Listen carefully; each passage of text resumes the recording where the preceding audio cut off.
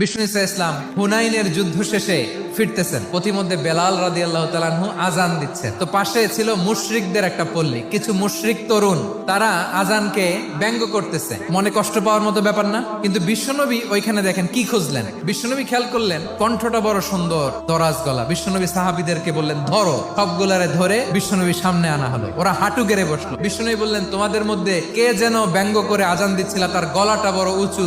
আবু মাহজুরা বলে আমার বন্ধুরা সবাই আমার দিকে আঙ্গুল দেখায়। আবু মাহজুরার মাথায় হাত দিয়ে বললেন এবার আজান দাও দেখি। আবু মাহজুরা বলে আমি তো আজান দিতে জানি না। বিষ্ণুনবী বললেন তাহলে আসো আমি তোমারে শিখাই দেই। বিষ্ণুনবী একটা বাক্য পরে, আবু মাহজুরা পরে, বিষ্ণুনবী পরে, আবু মাহজুরা পরে। আবু মাহজুরা বলে এক একটা বাক্য পড়ি আমার কলিজাটা গলে ঠান্ডা হয়ে যায়। বিষ্ণুনবীর সাথে দাঁড়িয়ে উনি শাহাদা পড়ে মুসলমান হয়ে গেলেন। বিষ্ণু ইসা ইসলাম বললেন যাও আবু মাহজুরা, আমি তোমাকে পৃথিবীর শ্রেষ্ঠতম মসজিদ মক্কার মসজিদুল হারামের মুয়াজ্জিন হিসেবে অ্যাপয়েন্ট করে দিলাম। দেখছেন কিভাবে ট্যালেন্ট হান্টিং করতে হয়।